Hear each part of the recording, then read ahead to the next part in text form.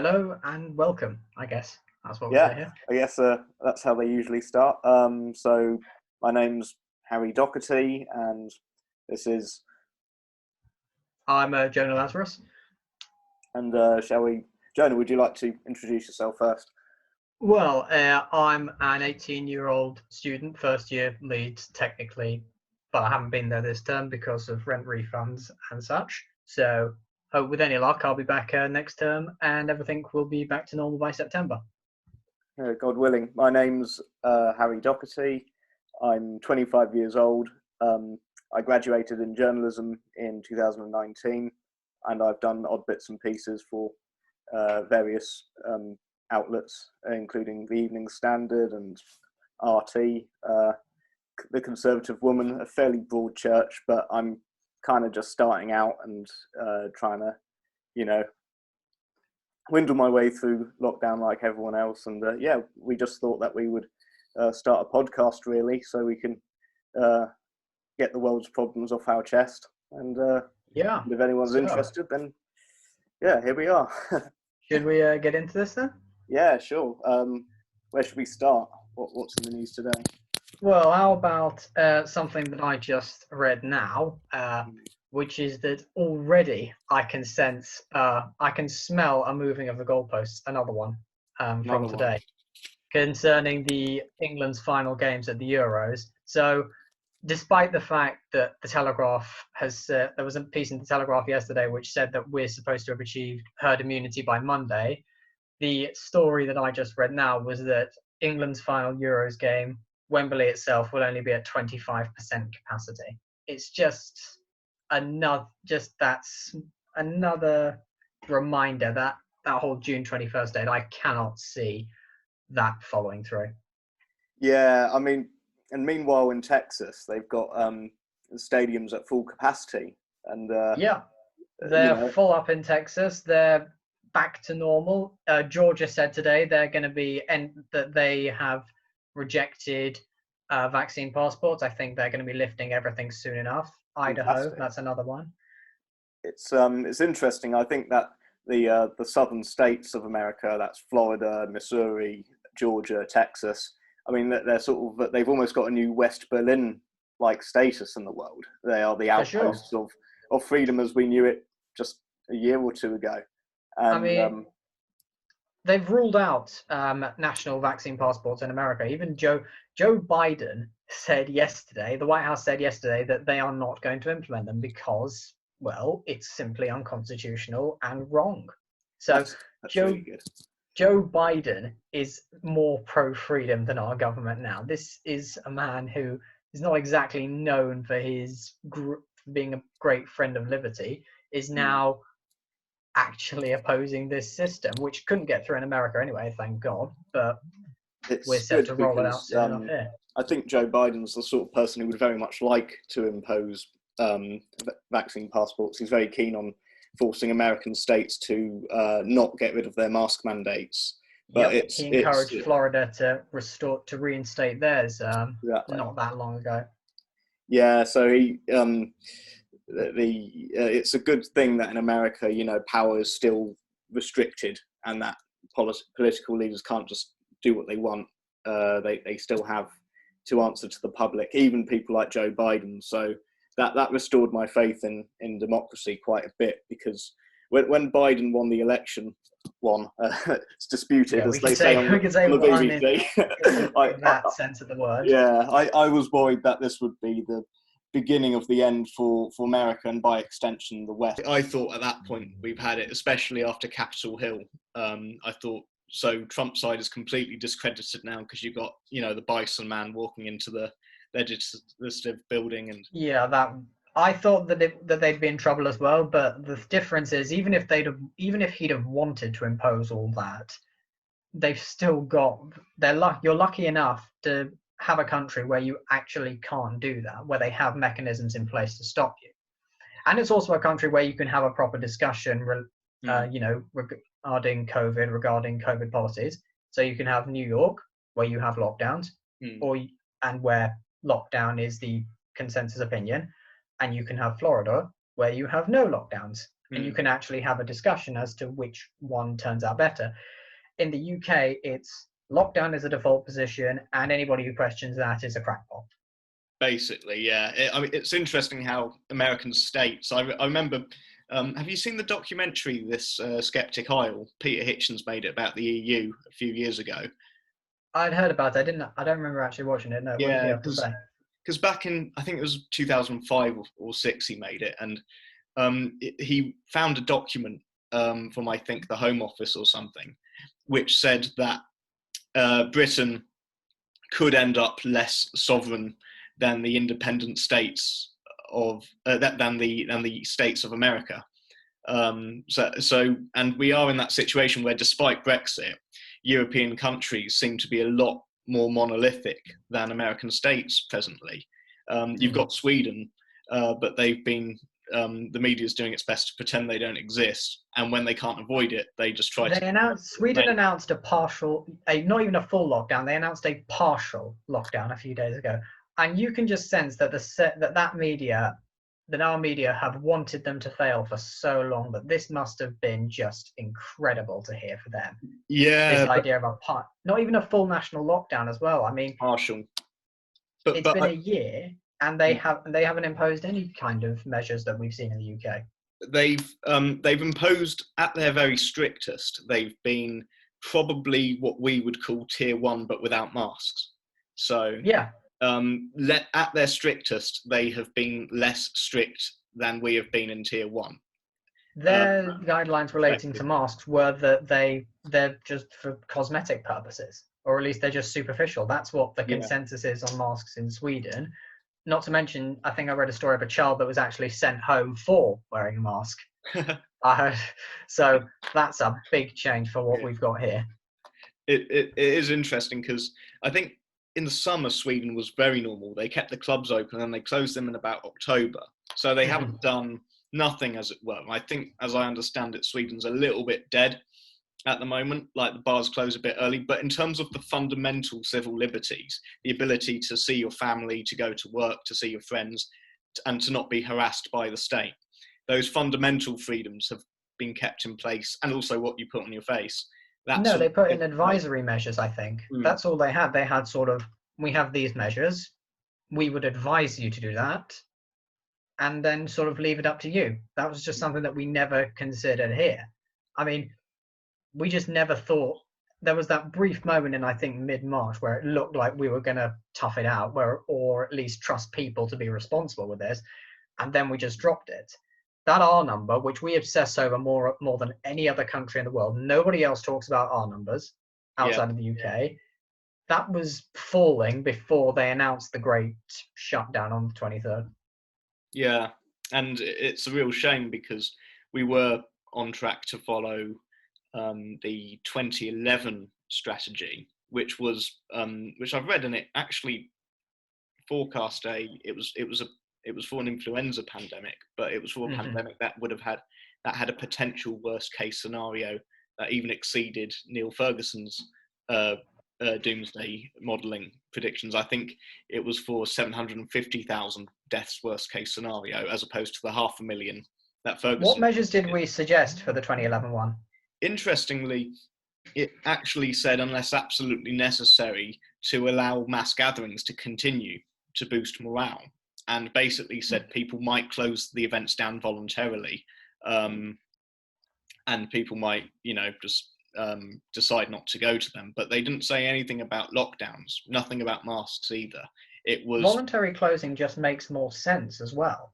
It does, because when I was in the weeks before lockdown, when I was freelancing, I was getting connected with a few publicists who were putting on events, and they wanted me to go there.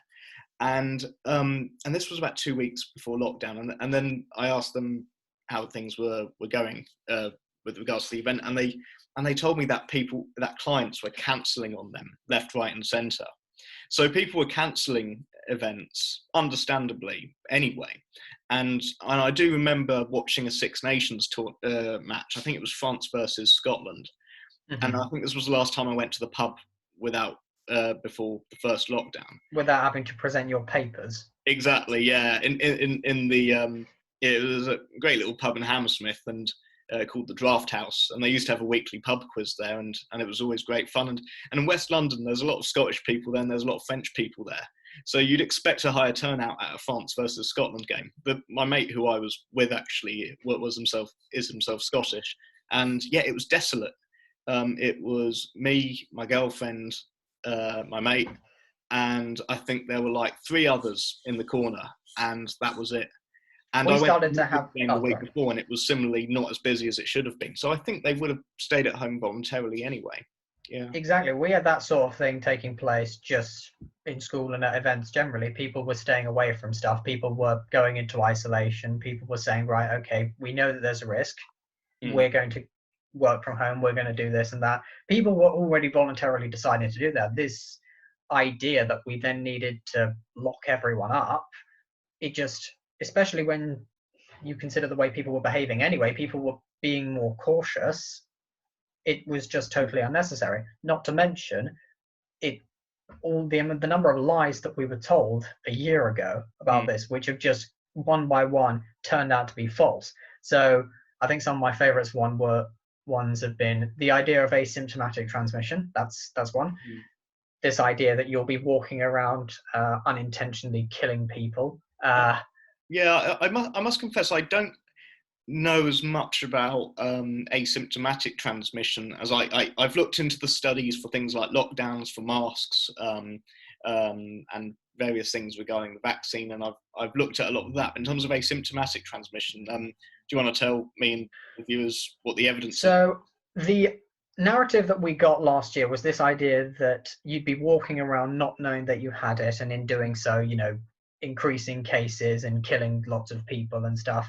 I remember reading as early as maybe the summer of last year, there were pieces in the Times that said that in I think in at least half of these cases, asymptomatic transmission just wasn't a thing. People weren't having an increase in cases by just walking around not knowing it. Then I think it was the WHO that admitted themselves that what's been driving increases in cases have not been asymptomatic infections. This hasn't, the idea that perfectly healthy young people are walking around not knowing they have the virus and killing the vulnerable is just not true.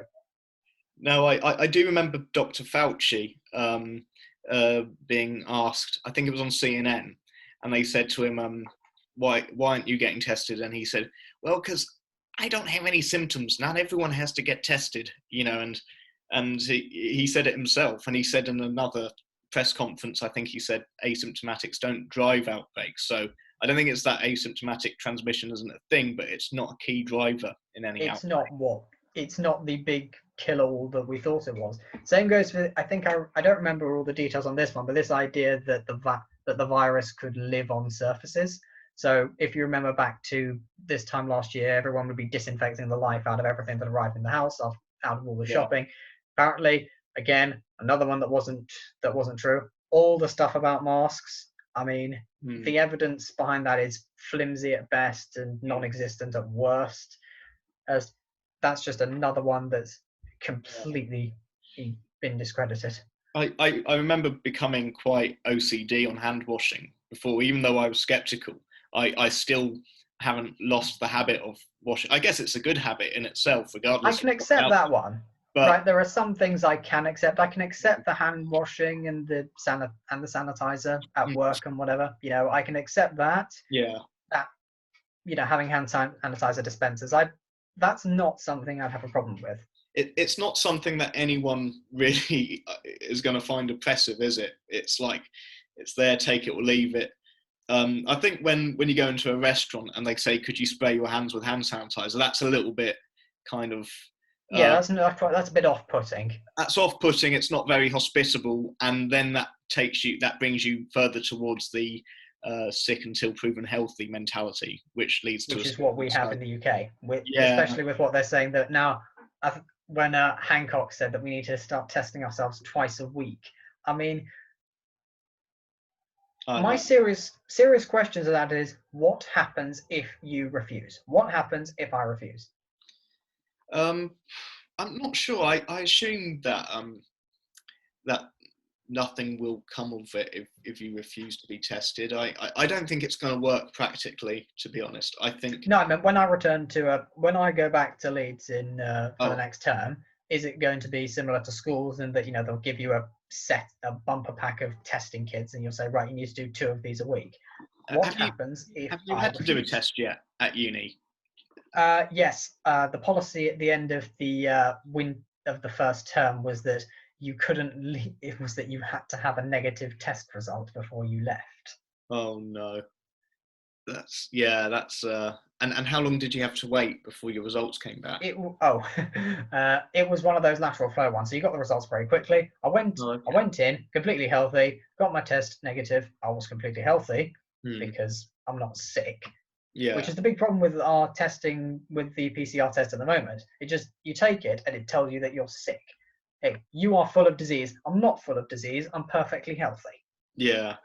No, it's I think Sushrit Bhakti said in an interview with Trigonometry a few months back, he said that with these positive cases, it's a little bit like, I think he compared it for people to understand in normal person speak.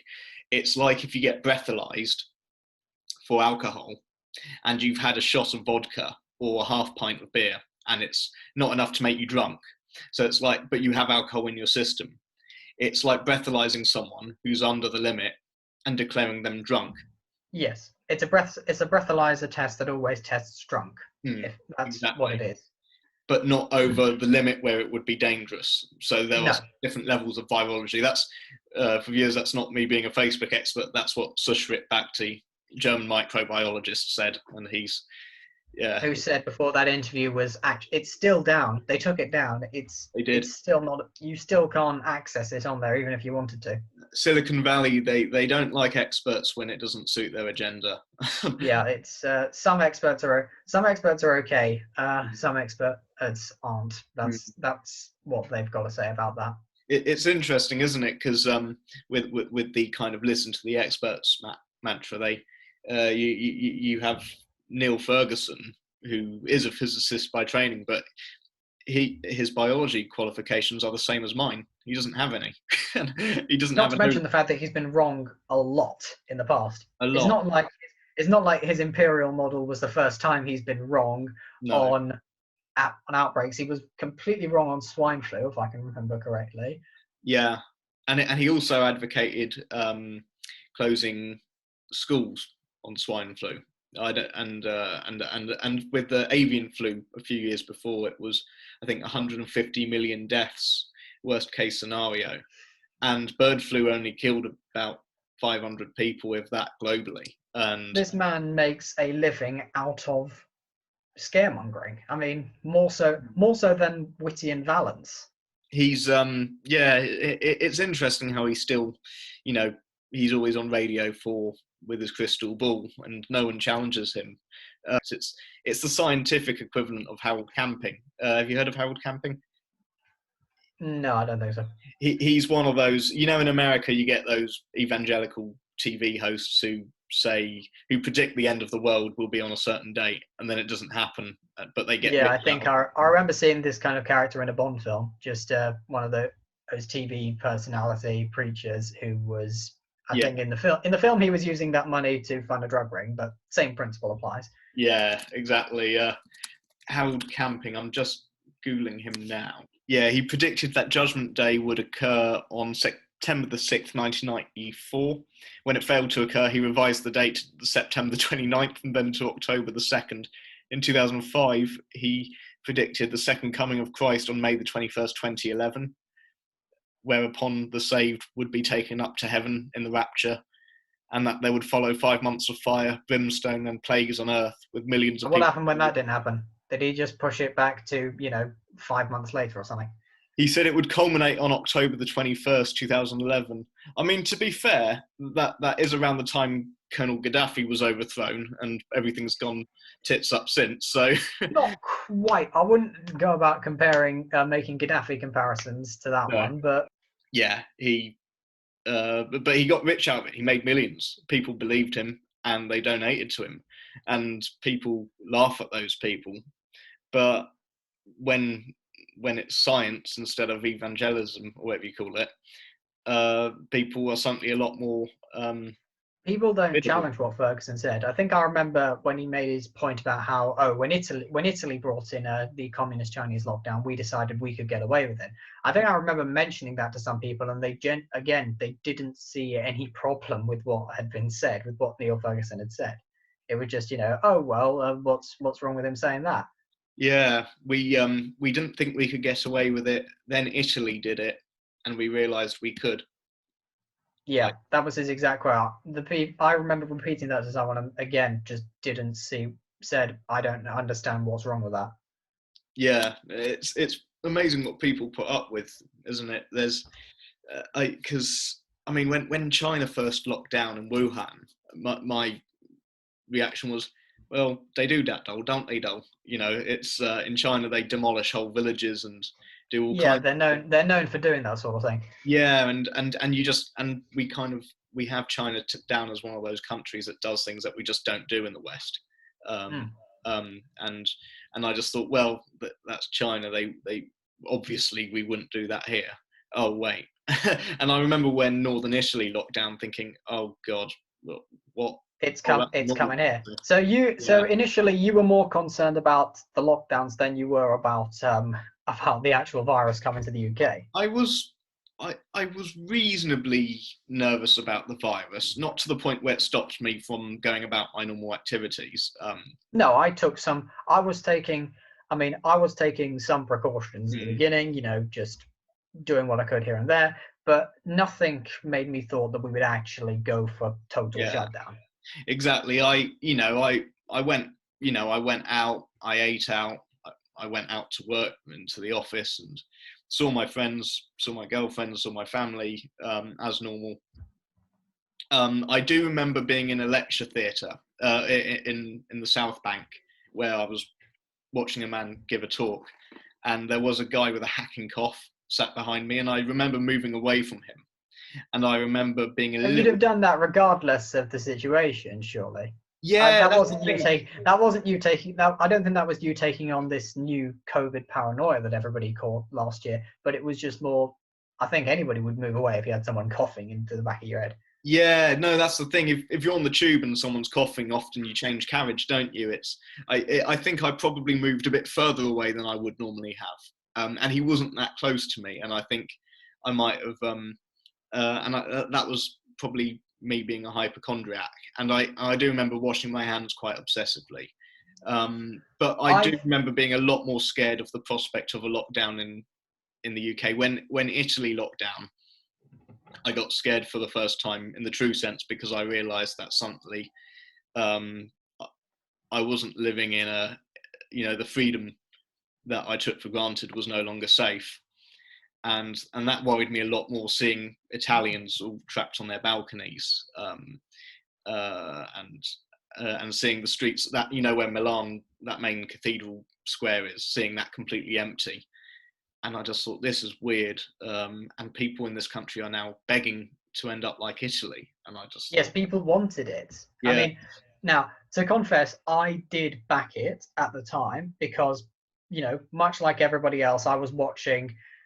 Because at the time, what we knew was that cases were going up. You had all these cases in Italy, you had all these cases in France, you had all these cases coming here. So at the time, basically when we were all conflating cases with deaths, I think that we had a lot of people sort of saying, bring it on, bring on the lockdown here.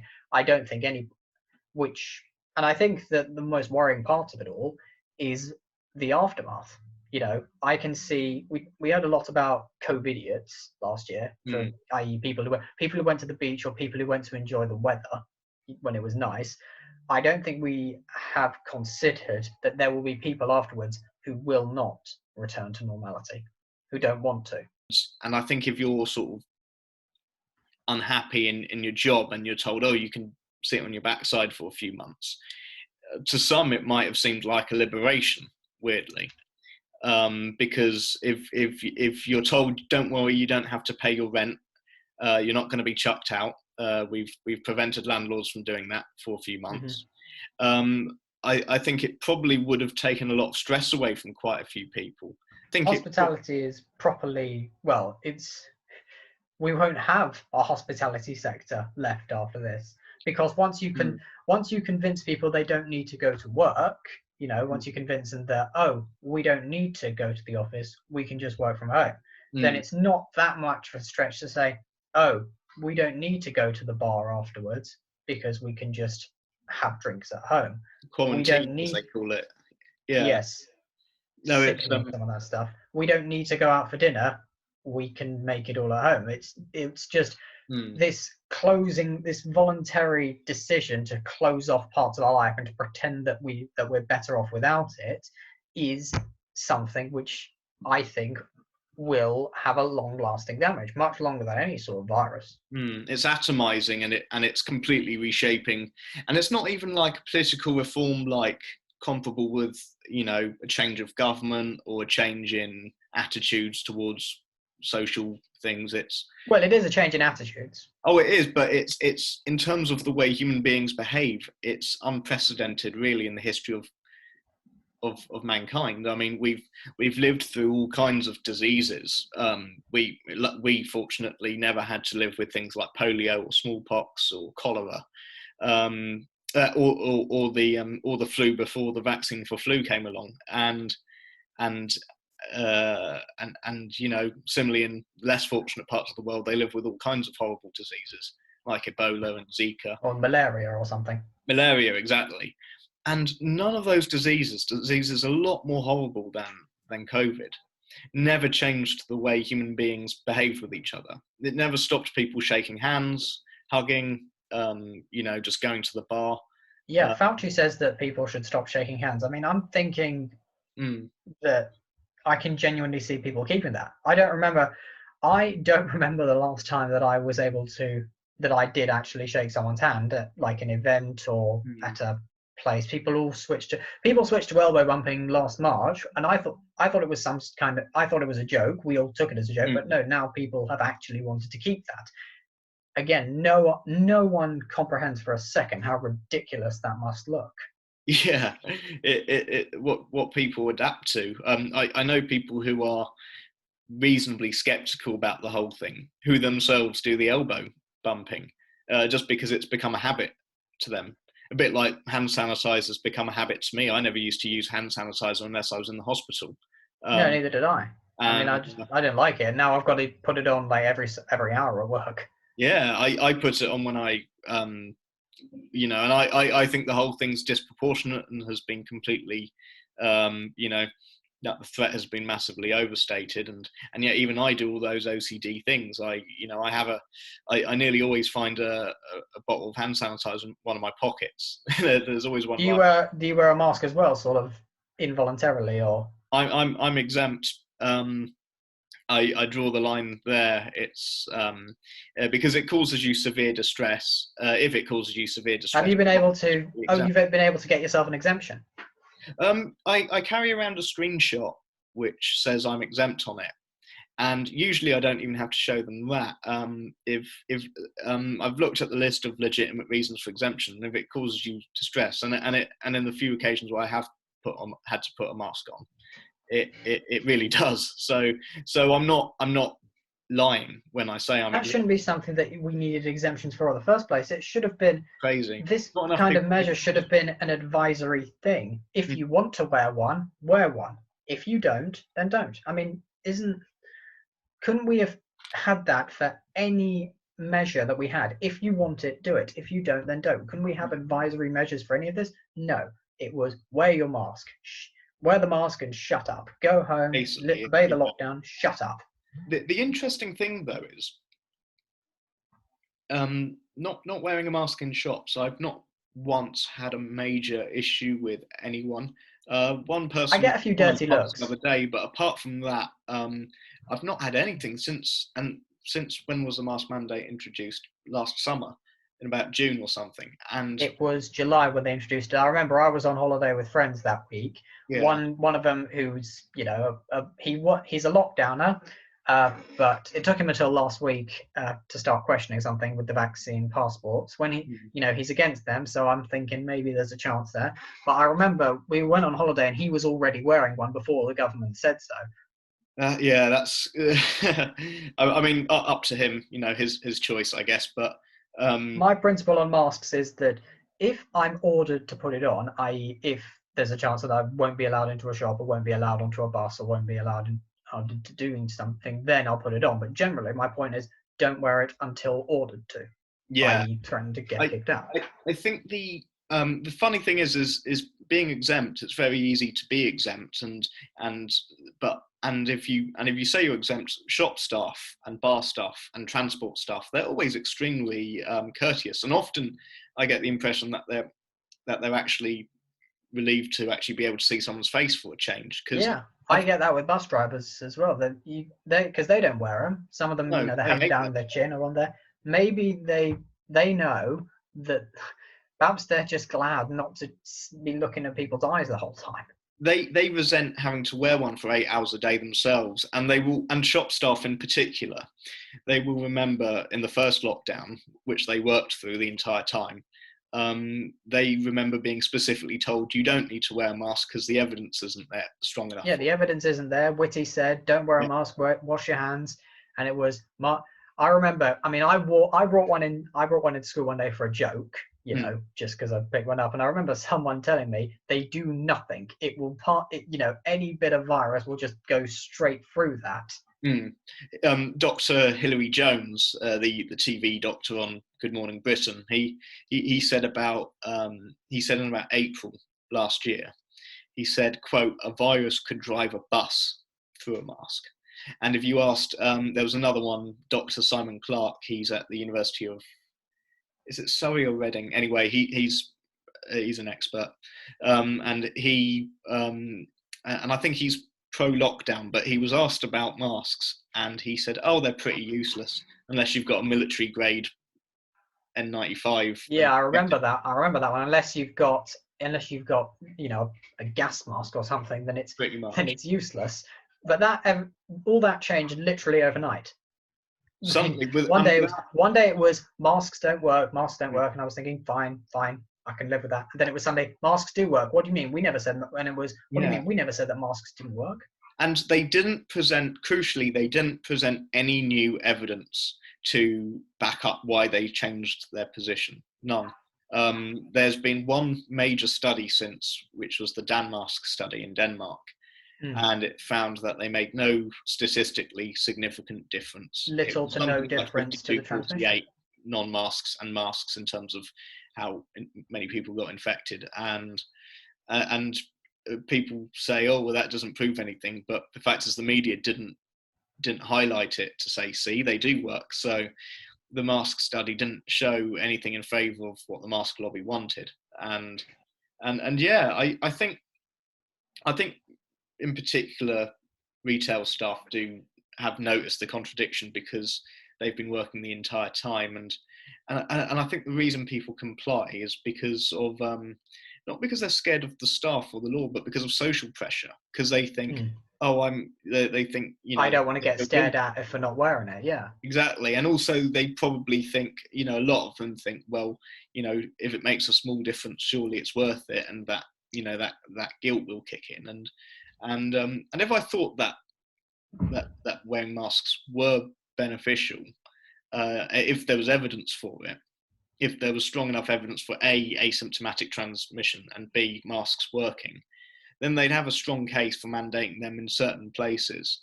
But then you have to consider that masks themselves for society are not benign. I think it's important people can see each other's faces and interact. Yeah, it's comforting to be able to do that because you don't know who anybody is anymore. The UK haven't gone to the full extent of having people who criticise the government, haven't gone to the full extent of actually having people arrested for criticising lockdowns or masks. At the moment, it's just sort of that idea that if you criticise anything the government said, you're crazy. We haven't actually started locking up dissidents just yet. No, not yet. We are still. I hesitate to compare the UK to China, because even though China's out of lockdown and we're in lockdown, you would be well advised not to make fun of President Xi if you lived in China. Whereas I can say on here, Boris Johnson is a such and such, and we can upload it to YouTube, and I'm not worried that the Gestapo are gonna come knocking at my door. You can still make fun of your political leaders, and people may frown upon it, people may disagree with you, you might get verbal abuse, but you're not going to end up in a re-education camp as you would in China. And so I think we do have vestiges of the free country we once had. And I think what people like Hitchens, Delingpole, Perrins, and all the scientists, people like Sunitra Gupta and Dr. John and Professor Hennigan, Professor Hennigan, what they've done is that they've preserved the tradition of free debate. And though there have been people who've tried to suppress it, people like Neil O'Brien and people like that. Neil O'Brien, I think he was one who came up with this idea of a pro-lockdown website. I mean, not only was it frankly insidious to have this government-operated website designed specifically to shut down opposition as crazy, it's not exactly an open market, a pro-lockdown website. If our media is relentlessly pro-lockdown, all I can remember from the briefings, the only two questions that they appeared to have was, why didn't you lock us up sooner, and can you lock us up harder? The TV media, BBC, ITV, Channel 4 and Sky, Sky's been the worst on this. They have, yeah. It's been pretty much consistent pro-lockdown and very little else. I remember when the BBC for a few fleeting minutes had an academic from, I think, Newcastle, Alison Pollock. She came on the news and she said, well, a test doesn't tell you that you're sick. It doesn't tell you that you're infectious. And she was talking about how the test and trace program was a waste of everyone's time. And then very quickly she got the, well, that's all we've got time for. We're going to ignore this academic because it doesn't quite conform to the view that somehow a test is a death sentence, which is that's what you'd believe that's what you'd get if you watched some of the government ads or looked at those or watched our TV media. It's a test is a death sentence. Well, like you have those adverts, don't you? With the kind of act as if you've got it and catch up. Act as if you've got it is frankly a lie, and look him in the eye is just guilt. It's just a campaign of guilt and fear. Look me in the eye and tell me why I can't go to the pub. Yes, or look him in the eye and tell him why his business had to close. Exactly. Or look that entire generation of young people in the eye and tell them why they have non-existent grades and have been completely starved of social interaction for the last year. You're better placed to talk about this than me because you're in your first year, and I guess if a student dares to say my university experience has been ruined because we're not having the same kind of nights out and the same sports opportunities and the same extracurricular activities and so on. You can't even go on campus. Yes, yeah. That weaponization of stop being selfish or you're being selfish. It's used as a means to shut down any sort of criticism. So if I were to tell you right now about my university experience, saying I haven't been on campus once for everything's been online. If I were to point that out, then it would be, stop being selfish, shut up. You sit in your room with your online lectures. Can you go anywhere? No, because everything's closed. Because I see people all the time posting stuff about how, we need to be kind. I mean, and then the only stuff they have to say about mental health during lockdown is, we know how tough it's been for the last year, or we know how strong you've all been. That's not gonna help anybody. I mean, no one's saying that you have to go and attend the marches, but at least lobby for easing of restrictions, for the possibility for people to meet up with each other. Do something to restore normal life. Don't just pretend that a phone call or a text is any sort of substitute for the real thing. And don't get me wrong, mental health charities do a lot of good, but you do see, and I don't want to take that away from them. They've I know they've helped people who I know, and that's great. But there is a bit of a tendency for them to say things like the pandemic has taken its toll on mental health, and it's like, well, no, the for the most part, it's been the lockdown that's done The that. lockdown has taken its toll on mental health, but Yeah. you guys haven't said anything about it. You haven't tried to say at any point, actually, you know what? Months of being isolated has a negative impact on that. People starved of any human contact for an hour. It hurts people. That's the actual mental health crisis which we're facing from the last year, which has just been sort of diminished by boomers on Twitter and Facebook who have been saying all sorts of horrible stuff like, oh, you've got to sit in your houses, in your very nice houses now. I mean, grow up and stop being selfish. What's being expected of normal people used to be reserved for criminals who had come out of prison but were still kind of on parole, as it were. So, you know, like curfews, having to have a tag around you and all that. So people they've got that in Israel, by the way.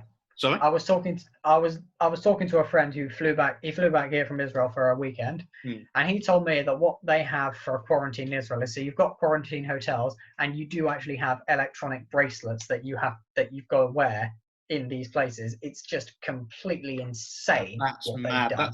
That's like that movie, The Island. Have you seen it?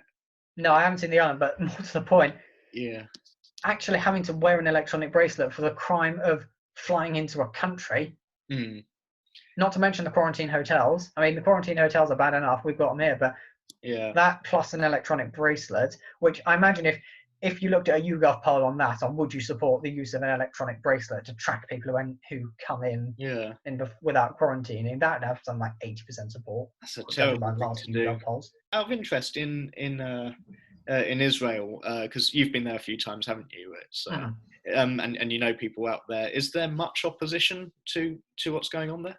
So there are protests, sort of, in Jerusalem outside Netanyahu's house towards that. But as far as political opposition in terms of serious parties, I don't think there's any party in particular that has been vocally against it. People are angry because they want to go to work. People want to go to work. People want it to be lifted for that reason. But at the same time, there's no serious political opposition, because this is a country where every party appears to have signed up to the lockdown. I was hearing more about that, because they are open in that sense of the word. They are completely open, but with some major caveats there, as I'm sure you've heard. Yeah, no, I've seen a picture. I think you might have showed me it, of the sunbeds. The segregated sunbeds, and that's not a comparison to make there. That's a sunbed that actually says on it for vaccinated people only. I've seen, separate seating in restaurants, separate toilets as well. I mean, that's coming here, and I know it's coming here because there was something the other day about how fans may be segregated at stadiums between the vaccinated and the non-vaccinated. I mean, do you think anybody think before? Do you think before you come up with stuff like that? Yeah, I guess with Israel it's probably easier to do because it's a much smaller country in terms of population, and it's very tech savvy. Lots of startups and things like that. That combined with a small population, that's easy to keep an eye on. And but with the UK, it's a little bit less tech obsessed, though very tech obsessed, and it's approaching 70 million people. Do you think practically they will be able to do it here? And do you think people will go along with it? Well, from what we experienced with track and trace, I mean, thank God track and trace failed, because, if that had succeeded, then that would have been the green light for them to say, right, let's roll out the ID cards now. Let's roll it all out now because it works. But the fact that hasn't worked, and that apparently they're the same people working on the ID card system on that god-awful NHS app, which I never downloaded. I didn't download it. No. Yeah. I told my friend not to download it, and he downloaded it, and he said, "Oh, it'll be fine, mate." And then he got told to self-isolate about a week later. Yeah, that's all it does. It's just an app. All it did was tell perfectly healthy people, "You are sick. Go and isolate." I'm not sick. I'm fine. Yeah. Fine. And now they're incorporating now they're going to incorporate the ID cards into it, which are ID cards. You've seen what they look like. Yeah, it is alarming. I think there is promise though that because a lot of things have happened that surprised me. A very large number of Labour MPs, They're including voting against it. including zero COVID MPs, people like Zara Sultana and Jeremy Corbyn. You know, the real kind of big sort of should have locked down sooner merchants are Exactly. voting against it. That surprised me. Keir The Starmer. SNP are voting against it. That's really, I didn't know that. That's So fantastic. that's what I saw yesterday. Apparently, it looked like they were going to vote for it. If they did, then I think that would have made them officially the worst party in Westminster, because it wouldn't affect Scotland, and yet they'd be Yeah. voting to put England under the vaccine apartheid system. Then I think today Ian Blackford said they wouldn't vote for it. Thank God. And you've got the Liberal Democrats are officially against it, and in the Conservative Party, there's a huge faction. There's a significant contingent of pro-freedom government MPs there. So with any luck, that fails. I hope it does. I think, God willing, I think it will, because on this occasion, enough people have actually raised their voice and said no, which they didn't do with the lockdown last year. No, they haven't done with the lockdown. But even lockdowners are saying to the vaccine passports, they're saying no, this is too far. Exactly. They've reached a limit, and I think people have realised what kind of society we would be if you set that precedent, and people have actually applied themselves. And no, you've got people saying, actually, there's been a lot of creeping authoritarianism that has come into this country over the last year. I don't, where does this end? Where does the introduction of this vaccine passport end? Also, I think a lot of vaccinated citizens are very disillusioned at the moment, because like when that guy said to Boris Johnson in the when he takes questions from the public, he said, "I'm vaccinated, why can't I visit my friend who is vaccinated?"